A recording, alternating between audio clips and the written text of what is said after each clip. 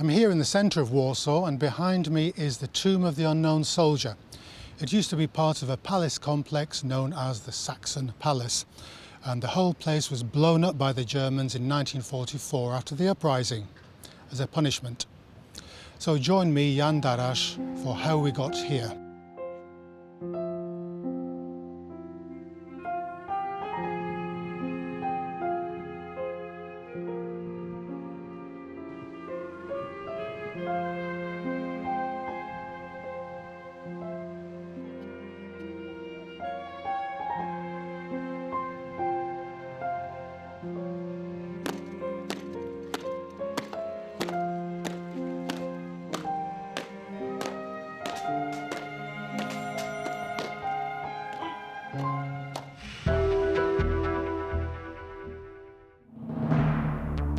In November 1918, 123 years after it was erased from the political map of Europe, Poland regained its independence. Poland's territory had been carved up by three European powers: Imperial Germany, Austria-Hungary and Russia. After the end of World War I and the breakup of the Austro-Hungarian Empire, Poles began to disarm the occupying forces and create independent state institutions. The Polish military leader Józef Piłsudski rode into Warsaw on the eve of November 11, taking over full civil and military control and assuming the role of head of state. A new stage in Polish history had begun. Apart from the Bolshevik War, what followed were 21 short years of relative peace, during which Poland and Warsaw had the chance to develop and grow. During that time, the Polish capital flourished and gained European recognition, even receiving the unofficial title of the Paris of the North. The Bolshevik War itself, however, had a vital impact on Warsaw. The city witnessed one of the most decisive military battles in history. The Battle of Warsaw, also known as the Miracle on the Vistula, was a series of battles that resulted in a decisive Polish victory in 1920 during the Bolshevik War. In total, it claimed the lives of over 150,000 soldiers.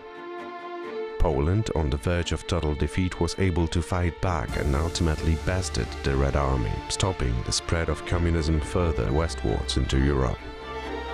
The momentum gained from the victory and the damage done to the Red Army allowed Poland to secure more follow-up military triumphs.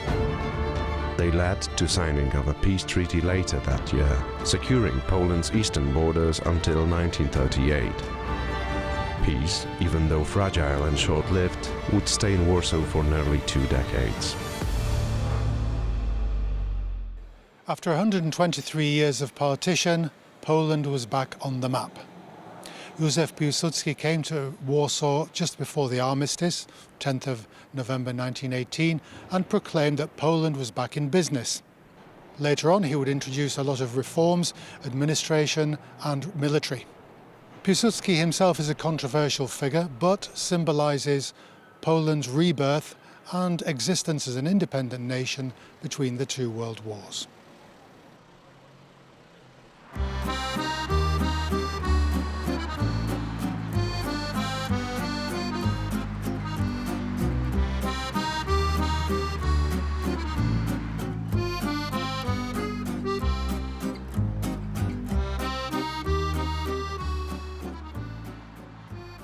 The new Poland's capital needed new people: administrators, civil servants, journalists, army officers, intelligentsia. Former areas around military points became leafy suburbs, and here in Żoliborz Oficerski, the officers' district of Żoliborz, a northern suburb, became very affluent and well-to-do.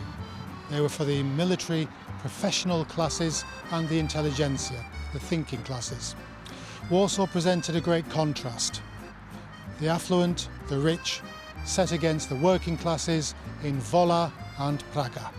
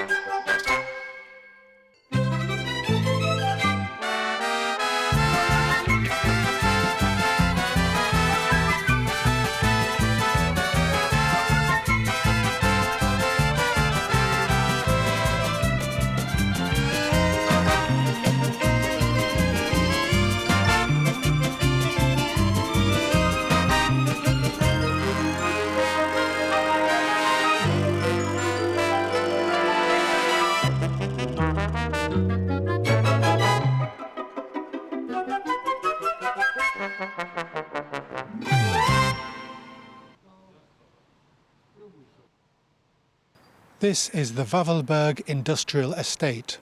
It's the brainchild of one of Warsaw's greatest industrialists of the era, Hippolyt Wawelberg. It represents social progress and a concern for the industrial workers and their living conditions. Projects such as this across the city underlined Warsaw's ambitions to become a great modern industrial centre.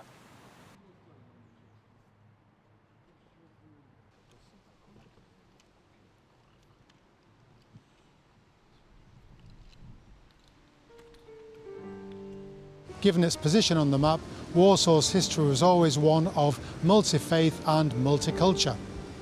Catholics, Protestants, Jews and Orthodox. By 1939, for example, over a third of the city's 1.2 million people classified themselves as Jewish.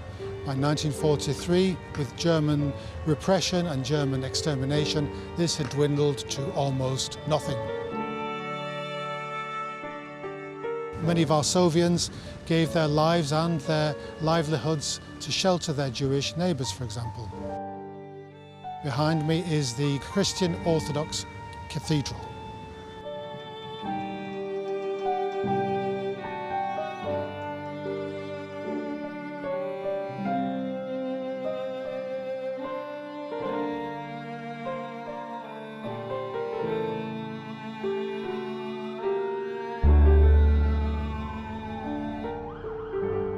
The development of Warsaw was cut short by the brutal invasion of Germany and the Soviet Union in September 1939.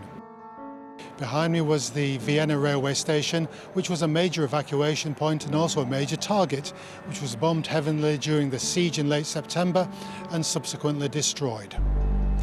General Tadeusz Kutrzeba signed the capitulation documents at the end of the month. This really began Warsaw's reign of terror, the occupation.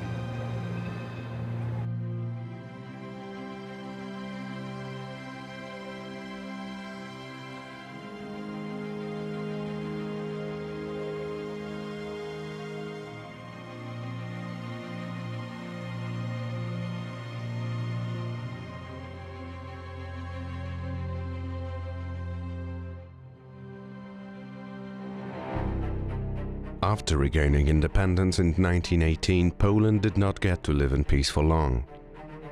In September 1939, Nazi Germany invaded Poland, inflicting unspeakable harm and damages and ultimately leading to the collapse of the Polish state.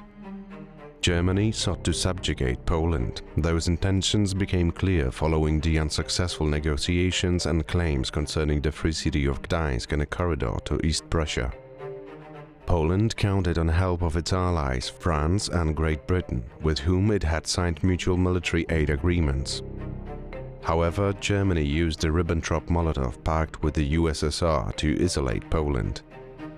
The Polish army, prepared mainly for the conflict with the Soviets, was not prepared for German offensive. Poland was not an extremely modernized country, with its army, though large, had worse equipment than the Wehrmacht.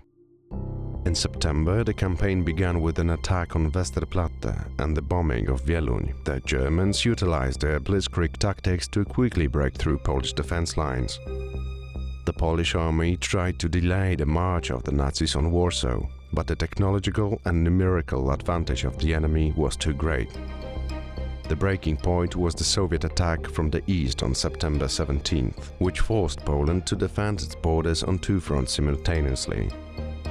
In that 1 month, Poland suffered huge losses: 70,000 dead soldiers, 700,000 prisoners of war, 300,000 of whom went right into Soviet captivity, and more than 100,000 were wounded. Poland and its capital of Warsaw was again under occupation.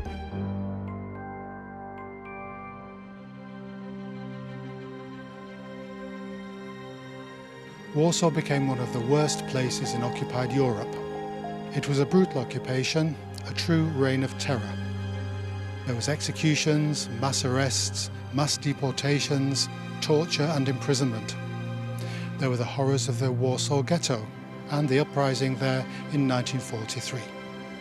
But the worst was still to come.